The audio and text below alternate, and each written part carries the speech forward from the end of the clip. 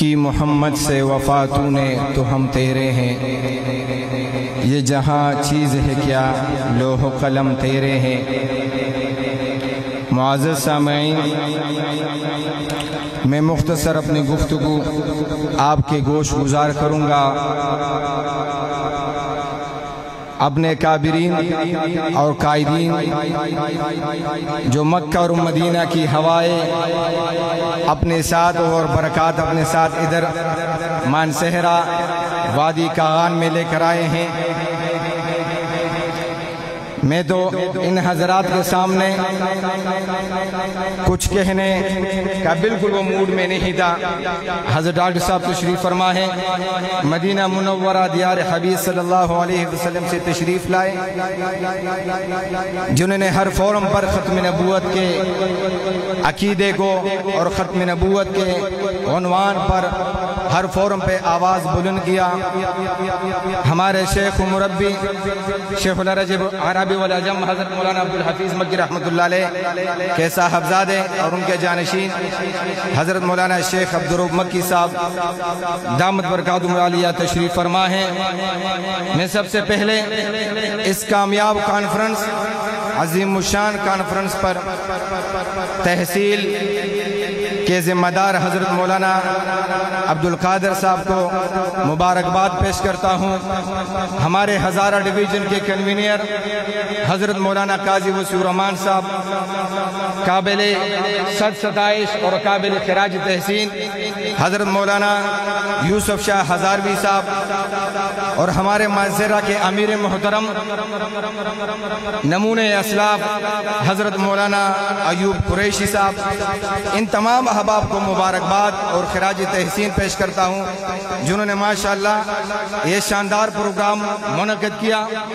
ہمارے دیگر احباب جو پنجاب سے لاہور سے تشریف لائے، آزاد کشمیر کے قائد حضرت مولانا قاضی محمود اشرف صاحب، اور ہمارے لاہور سے تشریف لائے ہوئے مجاہد ختم نبوت جنہوں نے قادیانیت کو للکارا حضرت مولانا قاری رفیق بیجوی صاحب، اور میرے بھائی جانب مجاہد ختم نبوت فرشتہ صفت انسان نائب امیر پاکستان حضرت مولانا افتخار اللہ شاکر صاحب، دیگر ہمارے مہمان گرامی ذمہ داران تشریف فرما ہیں۔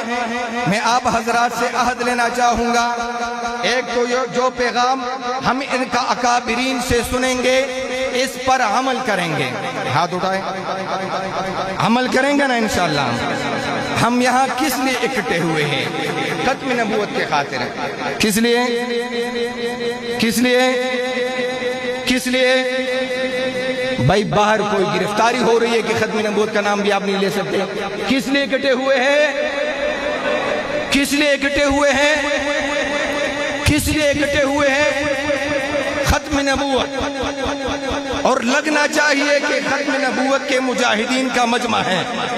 وادی کاغان، مانسہرہ، بالاکوٹ یہ شہداء کی سرزمین ہے۔ یہاں پر راستے میں اپنے کابرین کے ساتھ شاہ اسماعیل شہید رحمت اللہ علیہ کے مزار پر حاضری ہوئی۔ آپ لوگوں تو مبارکباد کے مستحق ہیں۔ آپ کن اکابر کے جوار میں آپ رہ رہے ہیں؟ مکہ مدینہ سے ہمارے اکابرین ان کے قبر کے زیارت کے لیے آئے۔ آپ جواب دیں، کس لیے جمع ہوئے ہیں؟ کس لیے؟ تاجدار ختم نبوت، تاجدار ختم نبوت مولانا یوسف شاہ صاحب، قاضی صاحب، یہ تو زندہ باد بھی جواب نہیں دے رہے ہیں۔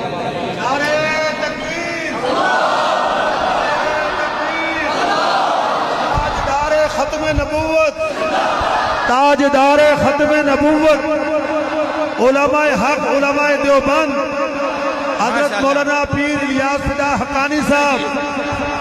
نعرہ ایسا لگنا چاہیے کہ قادیانیت کے محلات پر لرزہ آ جائے اور مرزا مسرور اور ان کی سریت کو پتہ چل جائے کہ انٹرنیشنل ختم نبوت کا اجتماع ناران کاغان کی پہاڑیوں میں اور وادیوں میں ہو رہا ہے۔ تاجدار ختم نبوت، تاجدار ختم نبوت، ہاں جب اس نعرے پر پابندی لگ گئی تو 3 سال کا بچہ وہ بھی نعرہ لگاتا ہوا دشمن کے گولیوں کا نشانہ بنا۔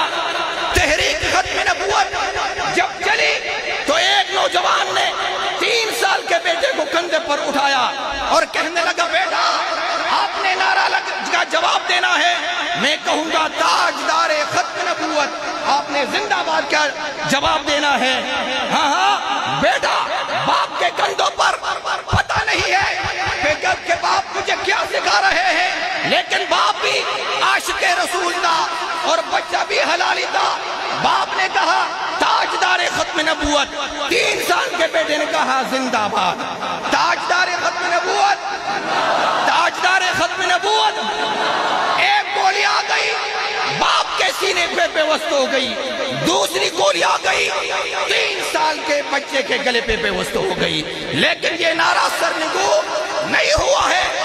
مولانا تاج محمود صاحب فرما رہے ہیں کہ میں فیصل آباد کے جامع مسجد میں لوگوں کو سول نافرمانی پر ابھار رہا تھا اور حکومت وقت کو للکار رہا تھا۔ سیڑھیوں کے قریب ایک خاتون برقعے میں آ کر مسجد کے مجمع کو چیرتے ہوئے منبر پر اپنے 4 مہینے کے بچے کو چھوڑ کر واپس چلی گئی۔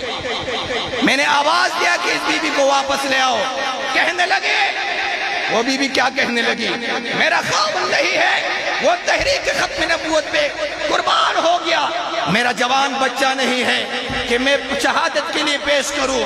آپ کی تقریر کانوں میں آئی، میں علی رؤوس الاشہاد قیامت کے دن اللہ کے حضور یہ جواب دوں گا کہ اے میرے رب، میں نے آپ کے نبی کے عزت و ناموس پر اپنا خاوند قربان کر دیا، جوان بیٹا قربان کر دیا، یہاں تک کہ اپنے 4 مہینے بچے کو بھی قربان کر دیا۔